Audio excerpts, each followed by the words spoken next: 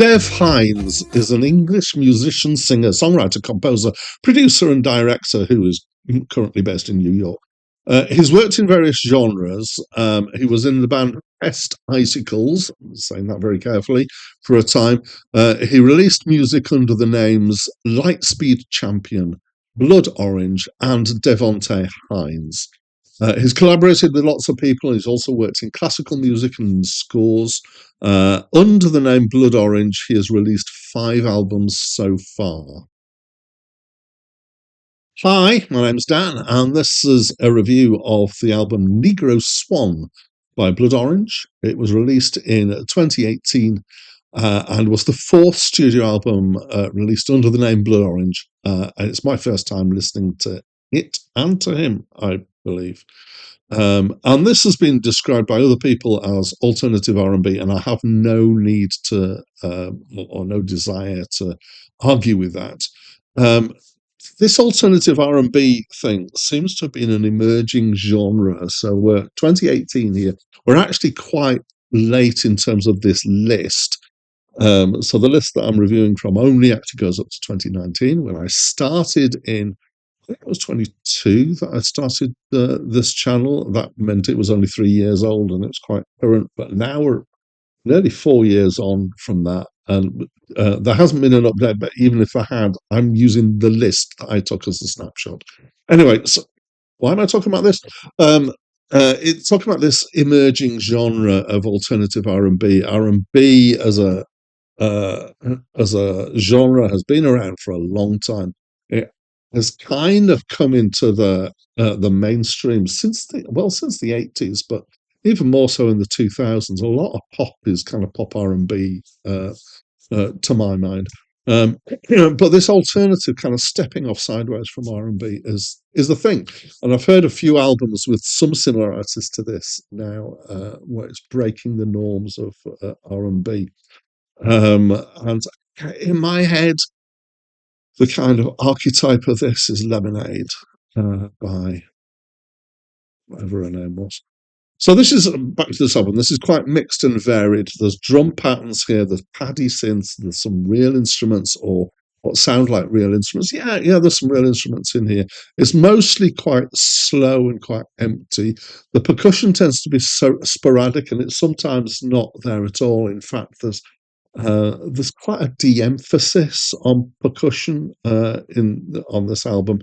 There's quite a bit of use of extended chordage, so what I kind of think of as jazz chords. So a standard chord is 3 notes, boom, boom, boom, but then jazz introduced, and later classical, kind of romantic classical and modern kind of extended that up with more and more notes as you go on. And this has got some of those extended chords in here. Some of this, I'd say, is slow enough for me to describe it as soul rather than R&B, although I'm sure the distinction should be more, not just about speed there. And we've got several instruments, but the synth and guitar particularly feel quite processed, and they've all often got this, what I think of as a self-detune. Actually listening to it, I hope quite carefully, the effect that they're using is a wow effect, which is where the tuning kind of goes slowly. Yeah, let's go the other way. It just wanders up and down.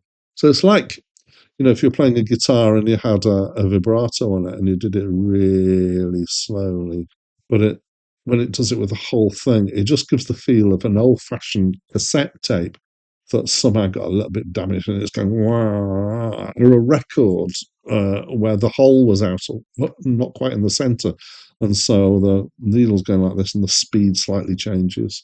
It seems to be quite a popular thing to do, particularly in old R&B. But I really don't like this effect. I find it unsettling. It speaks to me of something that's gone wrong, and I'm sure that's a kind of deliberate thing they're trying to do. For me, I find it annoying, particularly. In other instruments here, particularly, there's some sax playing, and that's actually quite nice. Some of that, I'm going to say. There's a real mixture of voices here. There's lots of different guests. Most of the singing is done quite softly, and some of the singers are pretty strong here.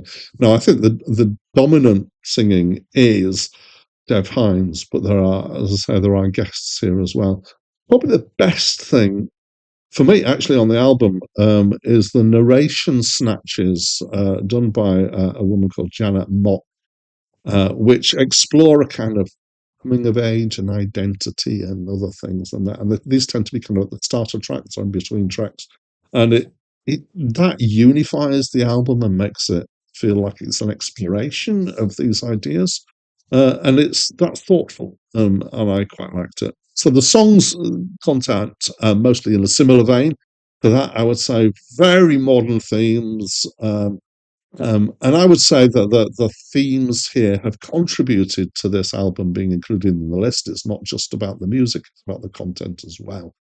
There are some rude words, and I have to say, I'm finding it hard to find modern music that doesn't have rude words in it. There's a lot of this around these days, which is, I'm old fashioned. I prefer not to have it. So I've got mixed feelings about this album. Actually, all sorts of mixed feelings. It's musically interesting in some ways. The production explores some off-piste approaches. Like I say, some of the real instrument playing is nice. The wow tuning thing is the thing that's irritated me most. The general feeling is introspective and mellow. It don't feel like there are grooves. I often talk about grooves, and a groove that appeals to me is one that makes me start clapping. Actually gets to somewhere inside me, and this doesn't seem to that. In fact, at times it seems to deliberately break possible grooves. Again, this is just challenging norms. I understand that. It's a little bit dream-like at times, particularly in the vocals. So I'm maybe going to claim that it might be dream R&B at times.